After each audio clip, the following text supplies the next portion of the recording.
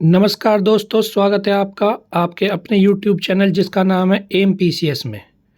आज हम एक टॉपिक डिस्कस करने जा रहे हैं जो कि संबंधित है वक्फ कानून में बदलाव से।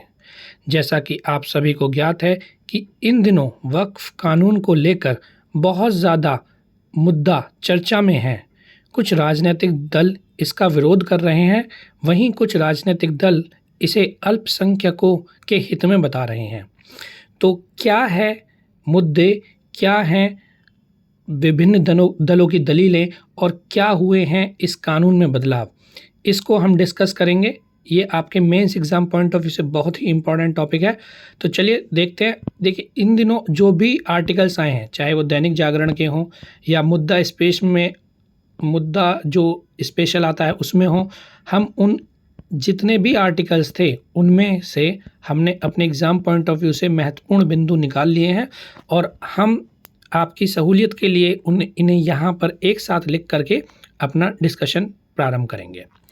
तो देखिए, वक्फ अधिनियम संशोधन 2025 बिल को नाम दिया गया है उम्मीद, और उम्मीद यही लगाई जा रही है कि यह जो अधिनियम है वो अल्पसंख्यक वर्ग के हित में कार्य करेगा।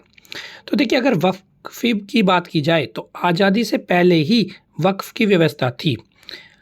पहली बार 1954 में भारत की आज़ादी के बाद वक्फ कानून लाया गया था और इसमें समय समय पर बदलाव होते रहे। हालांकि इसमें एक 1995 में उल्लेखनीय बदलाव हुआ और इस में वक्फ बोर्ड को और अधिक अधिकार दे दिए गए। 2013 में भी संशोधन करते हुए अधिकारों में असीमित वृद्धि देखी गई। अगर हम वक्फ की बात करें कि वक्फ होता क्या है, तो देखिए, ये जो कानून है वक्फ कानून 1995, इसमें वक्फ का अर्थ बताया गया है कि चाहे वो अचल संपत्ति हो अथवा चल संपत्ति हो, उसको स्थायी तौर पर ऐसे कार्यों के लिए दान किया जाता है जिन्हें इस्लाम धर्म में पवित्र और धार्मिक माना गया है। यानी वक्फ कानून जो है इस्लाम धर्म से संबंधित है और यह चल अचल संपत्ति को दान देने से संबंधित है, और इस दान का प्रयोग जो इस्लाम धर्म में पवित्र कार्य बताए गए हैं, धार्मिक कार्य बताए गए हैं, उन कार्यों के लिए किया जाएगा, ऐसा वक्फ कानून 1995 में उल्लेख किया गया है।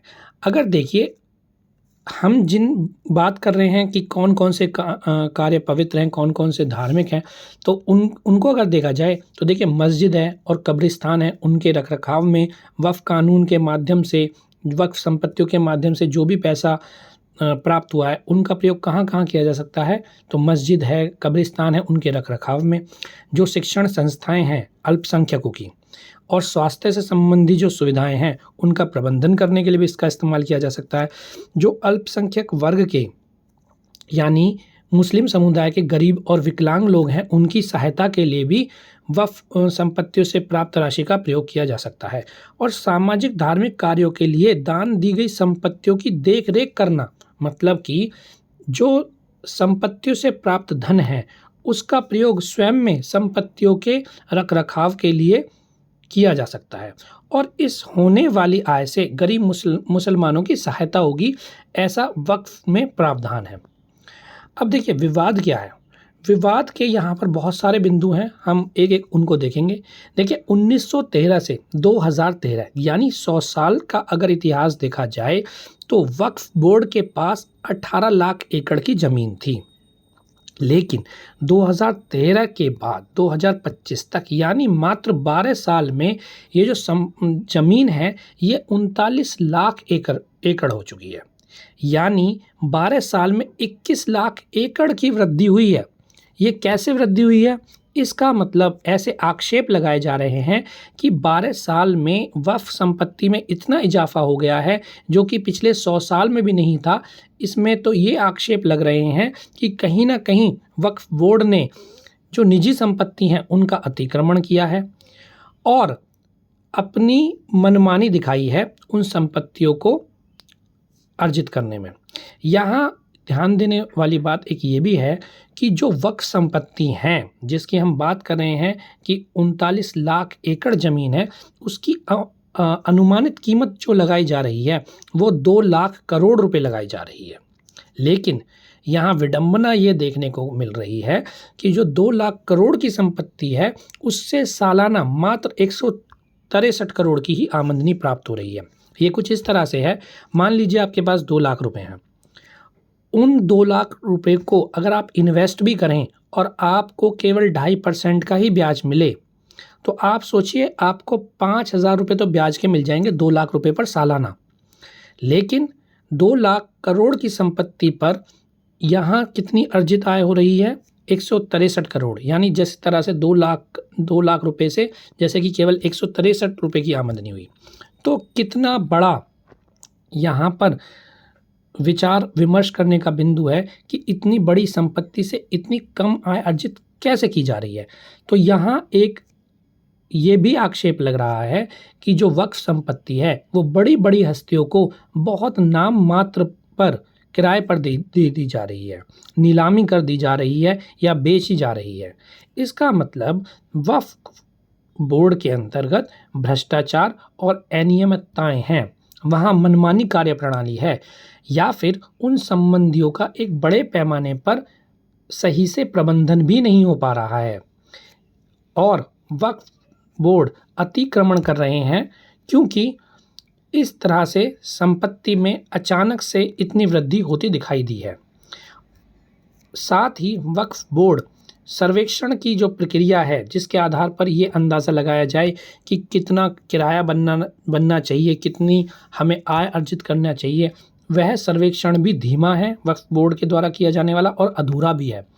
साथ ही वक्फ बोर्ड पर ऐसे भी आक्षेप लगते रहे हैं, बहुत सारे मुद्दे आते रहे हैं जिनमें यह बताया गया है कि वक्फ बोर्ड का कहीं ना कहीं अवैध कब्जा भी देखा जा रहा है, यानी ज़मीन पर स्वामित्व विवाद भी एक बड़ा बिंदु है। इस बोर्ड की ना तो कोई निगरानी की जाती है, ना ही इस बोर्ड के विरुद्ध कहीं अपील की जा सकती है। यानी वक्फ कानूनों का दुरुपयोग भी यहाँ पर देखने को मिला है निजी संपत्ति को वक्फ संपत्ति घोषित करने के लिए, जो कि अधिनियम की धारा 140 में प्रावधान है, उसका दुरुपयोग भी यहाँ पर देखने को मिलता है, ऐसा राइटर बता रहे हैं। राइटर ने जो वक्फ कानून है उसकी संवैधानिकता पर भी सवाल उठाए हैं, क्योंकि देखिए वक्फ कानून जो है केवल मुस्लिम समाज पर लागू होता है, तो ये केवल एक विशेष धर्म पर लागू होता है, तो अपने आप से इसकी संवैधानिकता पर सवाल उठाए गए हैं। अब देखिए जो सरकार वक्फ अधिनियम 2025 लाई है उसके प्रमुख प्रावधान क्या हैं उनको देख लेते हैं, जिसके कारण यह वक्फ संशोधन अधिनियम विवाद का विषय बना हुआ है।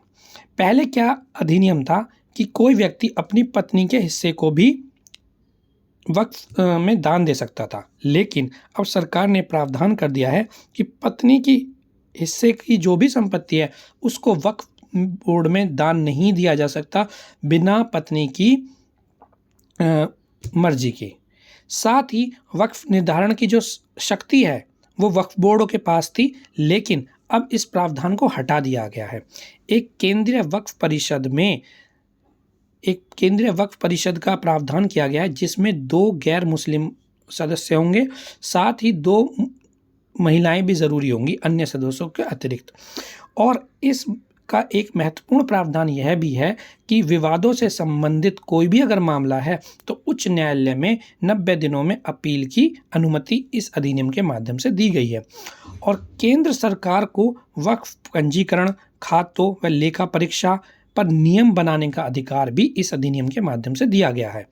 साथ ही जो पहले केवल ये जो बोर्ड था शिया और सुन्नी के लिए, अब बोहरा और आगा खानी वक्फ बोर्ड को भी अनुमति दी गई है। तो ये महत्वपूर्ण बिंदु हैं जिनके कारण ये वक्फ अधिनियम 2025 चर्चा में बना हुआ है। अब देखिए इस बिंदु को लेकर आप देख रहे हैं संसद में जहां पक्ष और विपक्ष के बीच, सरकार और विपक्ष के बीच एक खींचातानी मची हुई है, वहीं भी इससे सामाजिक सौहार्द की भी कहीं ना कहीं हानि देखी जा रही है। तो राइटर ये कहते हैं कि आगे की राह क्या होनी चाहिए। तो राइटर ने बताया कि जो पंचवर्षीय कार्य योजना है वक्फ संपत्तियों से राजस्व सृजन करने हेतु, जिसका काल होगा 2025 से 30 तक के लिए, उसके लिए उन्होंने चरणगत प्रक्रिया बताई है। पहले चरण में आधार को सुदृढ़ीकरण की बात हुई है और डिजिटल बुनियादी वर्ष बताया गया है 2025 से 26 के लिए, यानी जितने भी वक्फ संपत्तियां हैं उनका डिजिटलीकरण किया जाए। दूसरे चरण में राइटर ये कह रहे हैं जो भी अतिक्रमण है उसको हटाना चाहिए और जो अनियमितताएं हैं उन्हें दूर करने के लिए बाजार दर पर उस वक्फ संपत्ति का पुनर्निर्धारण होना चाहिए और उस बाजार दर पर ही उनसे राजस्व वसूल करना चाहिए। तृतीय चरण में ये होना चाहिए कि सार्वजनिक निजी भागीदारी जो मॉडल होता है पीपीपी और मध्यम स्तर के प्रोजेक्ट वक्फ संपत्तियों पर प्रारंभ करने चाहिए। और संस्थागत चतुर्थ चरण में संस्थागत विस्तार व पूर्ण उपयोग की बात राइटर कह रहे हैं। साथ ही राइटर दीर्घकालिक दृष्टिकोण ये भी सुझा रहे हैं कि 2030 के बाद 20,000 करोड़ वार्षिक आय का लक्ष्य वक्फ संपत्तियों से हमें रखना पड़ेगा, क्योंकि अभी हमने देखा ऊपर 2 लाख करोड़ की संपत्ति बताई जा रही है, तो अगर हम उसका 10% भी लगाएं तो भी 20,000 करोड़ रुपए की वार्षिक आय होनी चाहिए वक्फ संपत्तियों से।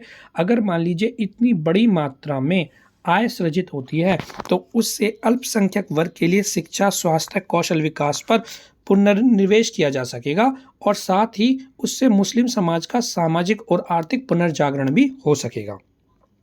साथ ही एक केंद्रीय वक्फ प्राधिकरण की स्थापना की जानी चाहिए जिसका कार्य क्या हो कि जो राज्य वक्फ बोर्डों की निगरानी करे, उनका मार्गदर्शन करे और जवाबदेही सुनिश्चित करे।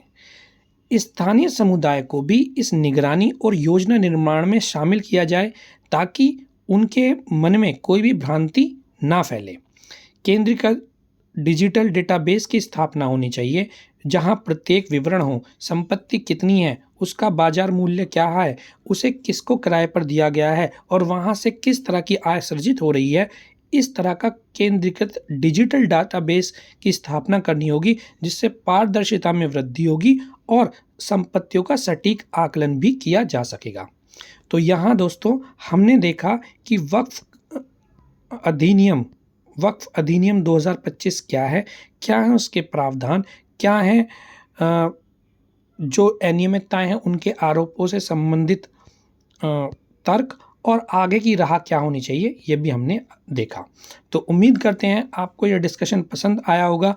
अपनी प्रतिक्रिया हमें कमेंट के माध्यम से ज़रूर बताइए और अगर आप चाहते हैं कि इस तरह की वीडियो हम आपके लिए लेकर आते रहें तो भी अपनी प्रतिक्रिया ज़रूर दीजिए। अब इस चैनल को शेयर करें, सब्सक्राइब करें, लाइक करें, साथ ही हमें अपनी प्रतिक्रिया भी बताएं। जल्द ही एक अच्छे टॉपिक के साथ आपसे फिर मुलाकात होगी, तब के लिए जय हिंद।